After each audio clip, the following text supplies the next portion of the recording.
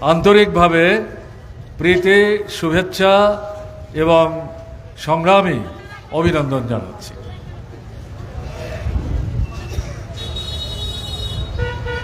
আমাদের রাজ্যে বর্তমানে যে সরকারটা আছে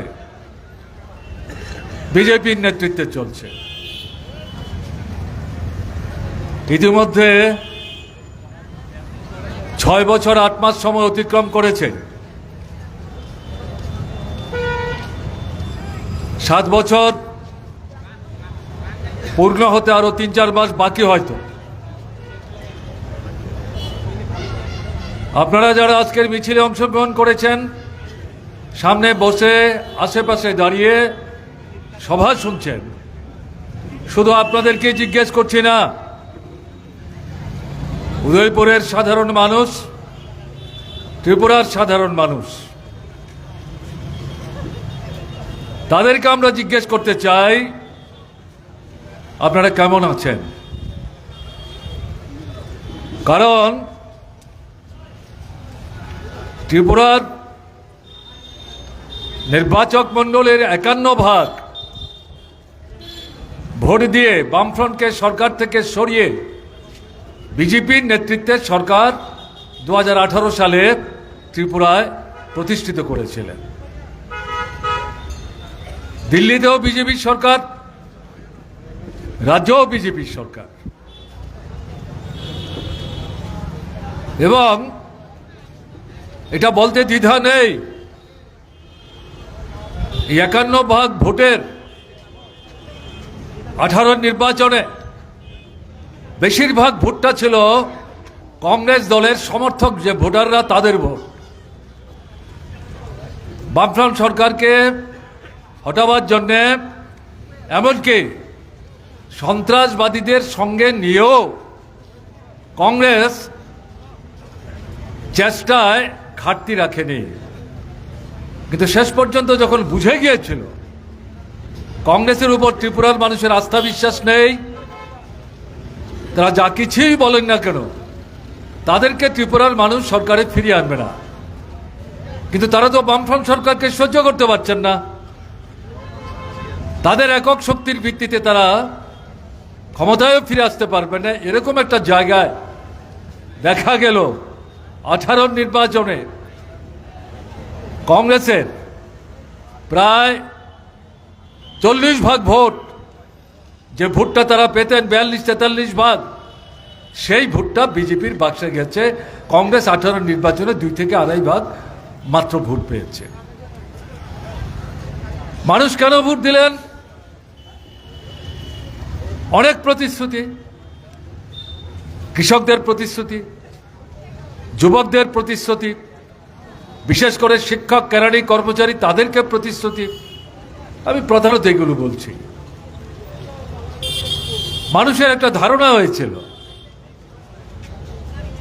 দেখি না পরিবর্তনের স্লোগান দিয়েছে বামফ্রন্টকে, তো দেখলাম এক নাগাড়ে 25 বছর, এর আগে 10 বছর, 34-35 বছর বামফ্রন্ট সরকার খারাপ কিছু করেছেন এরকম বলার দুঃসাহস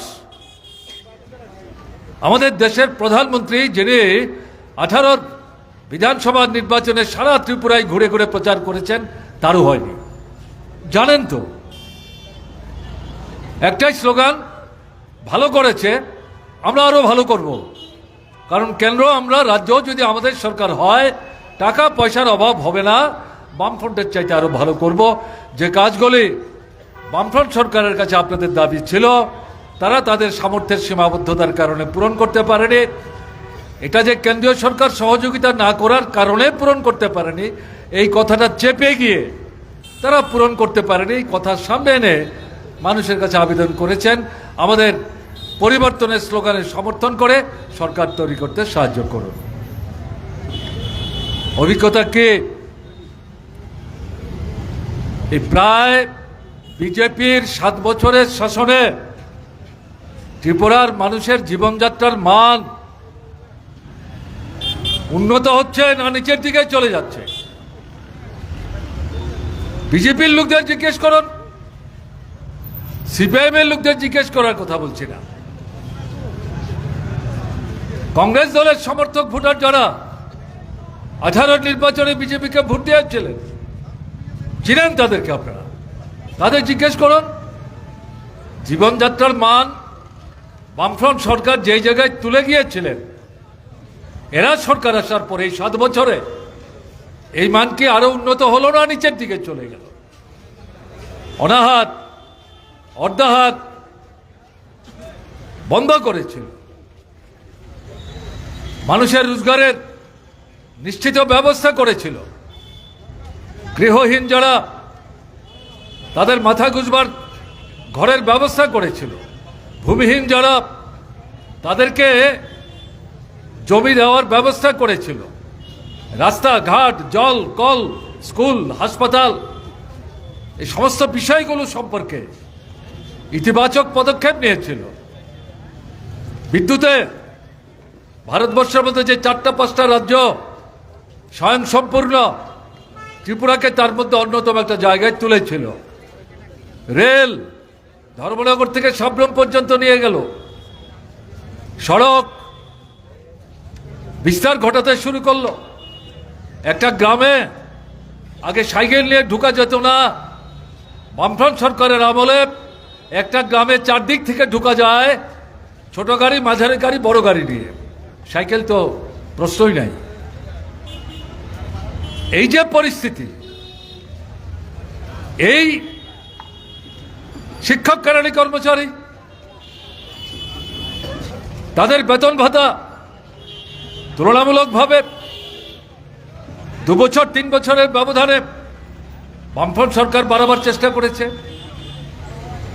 ডিএনএস অ্যালাউন্স কেন্দ্রীয় হারে দেওয়ার লক্ষ্যকে সামনে রেখে প্রতি বছর 2 বার করে দিয়ে দেওয়ার ব্যবস্থা করেছে।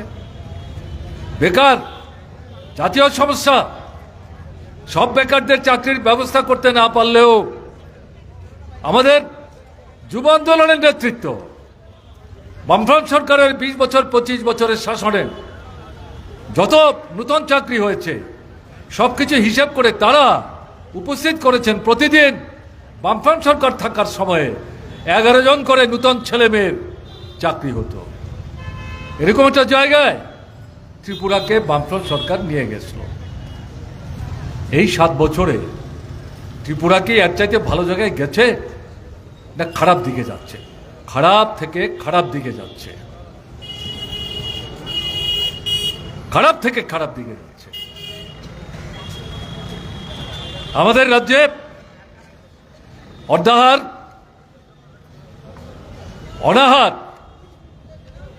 বাড়ছে। অনাহারী মানুষ যারা লজ্জায় না খেয়ে দিন কাটাচ্ছেন, এটা প্রকাশ্যে বলতে চাইছেন না, কিন্তু মুখের দিকে তাকালে, বাচ্চাদের দিকে তাকালে বুঝতে অসুবিধা হয় না যারা অনাহারে অর্ধাহারে দিন কাটাচ্ছে। রোজগার নাই তো।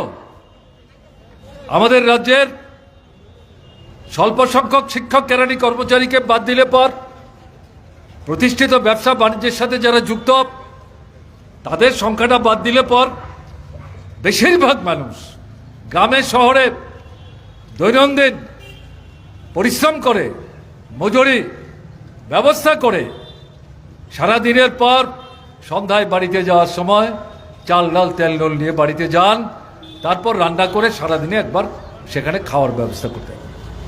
এই যে কাজ, এই কাজ বন্ধ হয়ে গেছে। রেগার কাজ নাই। বামফ্রন্ট সরকারের সময় 94 দিন পর্যন্ত রেগার কাজ তোলা হয়েছিল। উপজাতি এলাকায় 120 থেকে 130 দিন পর্যন্ত তুলেছিল। শুধু রেগার কাজের উপর ভিত্তি করে বামফ্রন্ট সরকার মানুষকে অনাহার অর্ধাহার থেকে মুক্ত করার চেষ্টা করেছেন, ঘটনা তা না। রেগার কাজ তো সব মিলিয়ে 100 দিন, বছর তো 365 দিন, বাকি যে 265 দিন, তার সাথে বেশি সময়ের কাজ বামফ্রন্ট সরকারের যে 20টা 22টা উন্নয়ন দপ্তর আছে সেগুলোর মাধ্যমে রাস্তাঘাট, জল, কল, স্কুল, হাসপাতাল, বিদ্যুৎ, সেচ, নানা ধরনের কাজের মধ্য দিয়ে মানুষের রোজগারের ব্যবস্থা করেছে। এবং তখন দেখা গেছে রেগার কাজ যারা করেন এবং দৈনন্দিন শ্রমের বিনিময়ে যারা মজুরি অর্জন করেন, কোনো কোনো জায়গায় তারা মজুরির নগদ টাকার পাশাপাশি চালও পেতেন।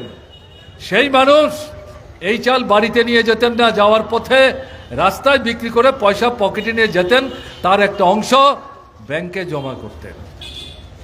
এই পরিস্থিতি সম্পূর্ণ পাল্টে গেছে, সম্পূর্ণ পাল্টে গেছে।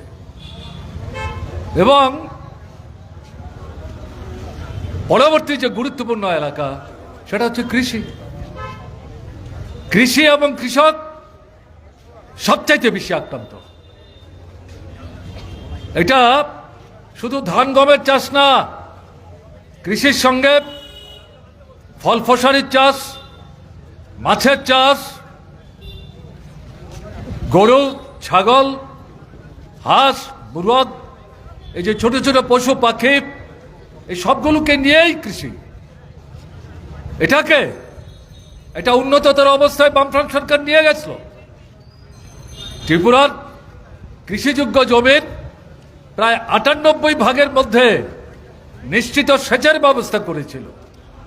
কৃষকদের স্বল্প মূল্যে সার দেওয়ার ব্যবস্থা করেছিল। কৃষকদের উন্নত মানের বীজ বাইরে থেকে এনে অথবা এখানে সরকারি সহযোগিতায় উৎপাদন করে স্বল্প মূল্যে কৃষকদের দেওয়ার ব্যবস্থা করেছিল। এগুলো সব বন্ধ। এই সরকারের কৃষির দিকে কোনো নজর নেই। ফসল যখন বাজারে বিক্রি করতে আসতো, কেন্দ্রীয় সরকার নানা তালবাহানা করত। এরকম জায়গায় বামফ্রন্ট সরকার কেন্দ্রীয় সরকারের উপর চাপ সৃষ্টি করে ত্রিপুরার বিভিন্ন জায়গায় ফসল ঘরে আসার পর 1 মাসের মধ্যে এই ফসল যাতে বাজারে ন্যায্য দামে বিক্রি করে হাতে 2-4 টাকা নিতে পারেন, এরকম ব্যবস্থা করেছিল। এখন কি সমস্ত শেষ। ফসল ফলার পর ধার দেনা করে জমি বন্ধক রেখে যে কৃষক ফসল ফলালো বাজারে এখন বিক্রি করতে আসছে, সরকার থেকে কিনবার লোক নাই। 4 মাস 5 মাস পর 5টা-6টা জায়গায় সরকার ফসল কিনতে যান, তখন কৃষকের হাতে আর ধান নাই। এগুলো ফরিয়া যারা অল্প দামে কিনেছে আর সরকারের কাছে বেশি দামে বিক্রি করে লুট করছে। কৃষি এবং কৃষকের স্বার্থের বিরুদ্ধে এই সরকারটা এখন কাজ করছে। এ হচ্ছে পরিস্থিতি। বিদ্যুৎ আমি উল্লেখ করেছি, এক সময় ত্রিপুরার 75 থেকে 80% এলাকা দিনে 2 ঘন্টাও বিদ্যুৎ পেত না, বাইরে থেকে বিদ্যুৎ আনতে হতো। বামফ্রন্ট সরকার ত্রিপুরার মাটির তলার যে প্রাকৃতিক গ্যাস সেই উত্তোলন করে বিদেশ থেকে যন্ত্র এনে আপনাদের উদয়পুর মহকুমার শালগড়ায় এই বিদ্যুৎ উৎপাদনের কেন্দ্র স্থাপন করে ভারতবর্ষের 4টা-5টা রাজ্যের মধ্যে ত্রিপুরাকে অন্য জায়গায় তুলে উৎপাদনে উদ্বৃত্ত রাজ্যে পরিণত করেছিল। ত্রিপুরার গ্রামগঞ্জ সহ সর্বত্র বিদ্যুৎ নিয়ে যাওয়ার ব্যবস্থা করেছে বামফ্রন্ট সরকার। সারা ত্রিপুরার 2 থেকে 2.5 ভাগ জায়গা বাদ দিলে পর বাকি 97 থেকে 98 ভাগ জায়গায় বিদ্যুৎ নিয়ে গেছে।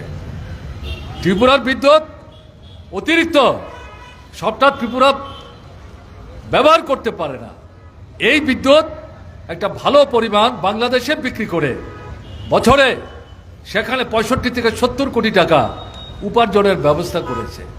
ত্রিপুরার বিদ্যুৎ আমাদের পূর্ব ভারতের, উত্তর পূর্ব ভারতের আসাম সবচেয়ে বড় রাজ্য, আসাম সহ প্রায় 5 থেকে 6টা রাজ্যে এই বিদ্যুৎ বিক্রি করত। কেন্দ্রীয় সরকার ত্রিপুরা সরকারের সঙ্গে আলোচনা শুরু করছিলেন, এরপরেও যে বিদ্যুৎ উদ্বৃত্ত থাকে গেছে। বিদ্যুতের বাতি জ্বলে না, বিদ্যুৎ না থাকলে সেচের মেশিন চলে না, সেচ ব্যবস্থা বিপর্যস্ত। বিদ্যুৎ না থাকলে পর বিশুদ্ধ পানীয় জল মোটর ঘুরিয়ে মাটির তলা থেকে তুলে মানুষের ঘরে পাঠাবার যে ব্যবস্থা, গ্রামাঞ্চলে উল্লেখযোগ্য জায়গায় বিদ্যুতের অভাবে এখন এই বিশুদ্ধ পানীয় জল পাওয়া থেকে মানুষ বঞ্চিত হচ্ছে। বিদ্যুৎ এটা দৈনন্দিন। আমাদের শিক্ষা, বামফ্রন্ট সরকার ভারতবর্ষের মধ্যে ত্রিপুরাকে শিক্ষায় প্রথম 4-5টা রাজ্যের মধ্যে উন্নীত করেছিল। সাক্ষরতায় ত্রিপুরা অনেক পেছনে ছিল। 100 জনের মধ্যে 60 জন 65 জন, এটাকে 98 ভাগে তুলে কেরালা 1 নম্বর ছিল, তাকে পেছনে ফেলে ত্রিপুরা 1 নম্বর হয়েছিল। এমন কোনো গ্রাম নাই, মানুষ দাবি করেছেন স্কুল বসায়নি। 50টা পরিবার, উপজাতি অধ্যুষিত এলাকা, গ্রামের অভিভাবকরা এসছেন, মুখ্যমন্ত্রী আমাদের বাচ্চারা কেন 5 কিলোমিটার হেঁটে যাবে, তাদেরকে যদি আমরা স্কুলে দিতে যাই তাহলে আমার তো সারাদিনের কাজ থাকবে না, আমার পরিবার কি করে চলবে, আমাদের গ্রামে একটা স্কুল করে দাও, ছাত্র বেশি হবে না কিন্তু আমাদের ছেলে মেয়ে পড়বে না। এই দাবি যখন তারা করত, এমন কোনো জায়গা থেকে মানুষ স্কুল স্থাপন করার দাবি নিয়ে এসছেন, বামফ্রন্ট সরকার তাদেরকে বিফল মনোরোধ করেছেন, একটা দৃষ্টান্ত কেউ দিতে পারবেন না। Primary school, senior basic school, মাধ্যমিক স্কুল, দ্বাদশ মানের স্কুল, তার সঙ্গে মহকুমায় মহকুমায় কলেজ এবং কেন্দ্রীয় বিশ্ববিদ্যালয়, ব্যাপক তার বিস্তার।